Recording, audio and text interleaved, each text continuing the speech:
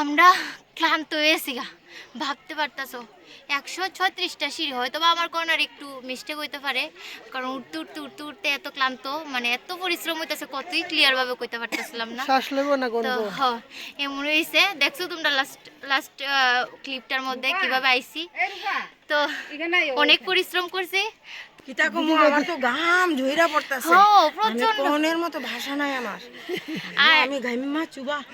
আর আমার ওটা কিন্তু ভিউটা জাস্ট না, ভিউটা দেখতে সেরা, মানে মনটারে বুঝতে নিতে পারছি না, এত সিঁড়ি উঠতে সেরা কি হইছে, মানে সাকসেস অনেক ঠাকুর দর্শন। এই দেখো সবচেয়ে আচানক বিষয় হয়েছে উনিও আইছেন, তাও আমরা আগে দর্শন দিছেন ঠাকুরের। এই সিঁড়ি দিয়া মানে উপরে উঠলে তারপরে এখানে একটা বট গাছ আছে, বট গাছের গুড়াতে এরকম পূজা হয়, তারপরে ওইখানে ঠাকুর আছে, তারপরে এই যে একটা এর মধ্যে সবগুলা পাথরের ঠাকুর সম্ভবত, তারা দেখা যাচ্ছে তোমরা এই দেখো সবগুলা পাথরের ঠাকুর। মানুষ হাইটাই কিছু কইতে পারবানি না, ভিতরে যাইতাম না। কো এতটি সিঁড়ি উঠতে কেমন ফিলিংস, ওইদিকে আইও, ঠিক ক্লিয়ার দেখা যাইতেছে না। এই সিঁড়ি দিয়ে উঠছে, এই সিঁড়ি দিয়ে আবার নিচে যাবো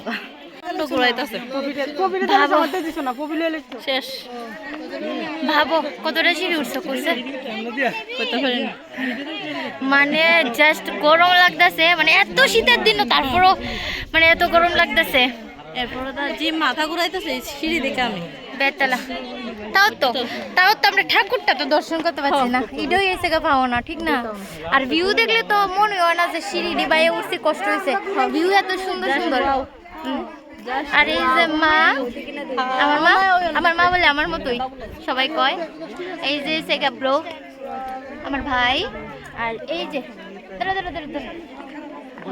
আমার পুইলার একটু দেখাই দাও বাবা, কুটুস, হ্যাঁ কুটুস, কেউ পরিচয় দিছে না আমার ছেলেও।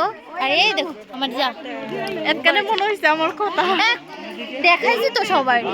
আচ্ছা যাক, পরিচয়টা দিছি না, সরি, তখন তো দিছি। এটা কি কইছস?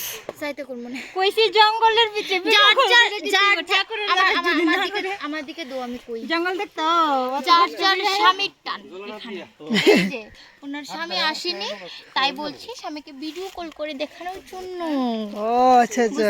আর ইতে কাইলে বহুত এনার্জি লই আইও, আর আইতে একটা জলের বোতল লই আইও, যেটা আফসোস যেতে না তাহে, অনেক জায়গা তো উঠতে লাগে সিঁড়ি বায়া বায়া।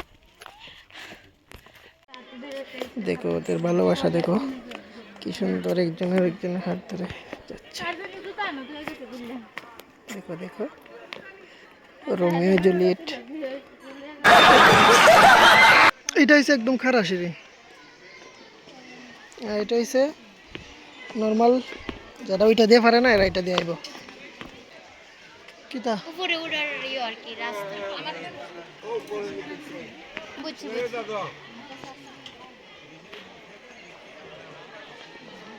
চলো।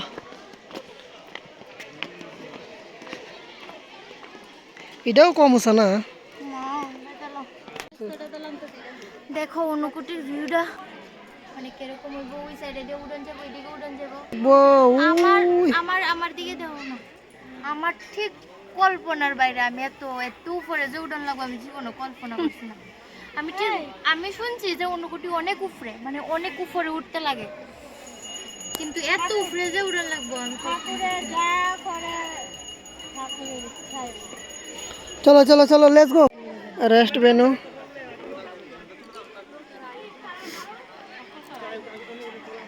সবচেয়ে আকর্ষণীয় স্থান।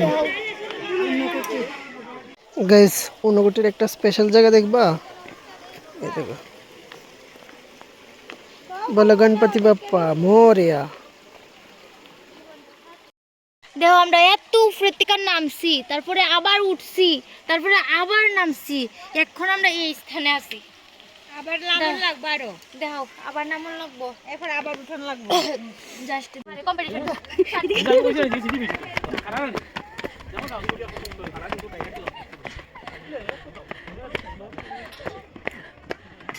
ময়না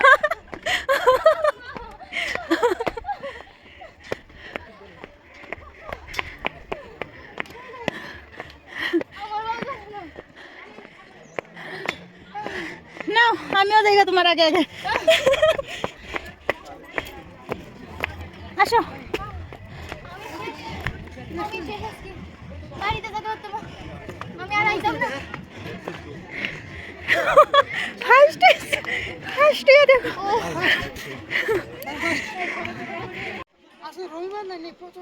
হ্যাঁ প্রচন্ড লোক হইছে আর সকালবেলা না খাই আইছি একটা টিফিন খাইছি আর এত দূরে রাস্তা মানে টিফিনটা ওইরকম ভাবে খাইতে পারছি না এখন গিয়ে ভাত খামো আর ক্ষুদাও পেট এনার্জি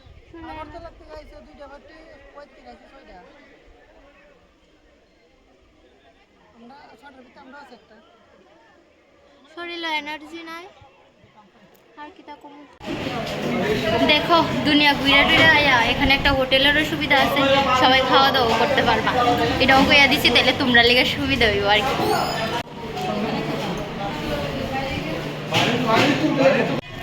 এখানে তো অনেক খাওয়া দাওয়ার সুবিধা আছে অনেক দোকানপাট আছে গেটের সামনেই খাওয়া দাওয়ার লেগে কোনো টেনশন করানো লাগবে না করে লাও আর গাড়িরও সুবিধা আছে পার্কিং করানোর জায়গা আছে সব রকম সুবিধা আছে জলেরও সুবিধা আছে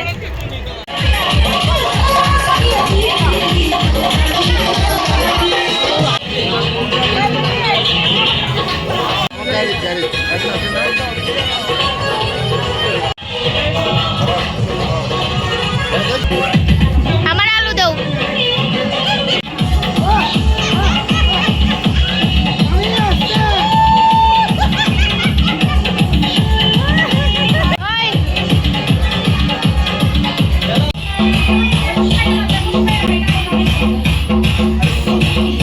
আমার মামা শ্বশুর মামি আর মামা শ্বশুর তারা দেওয়া কত লাউ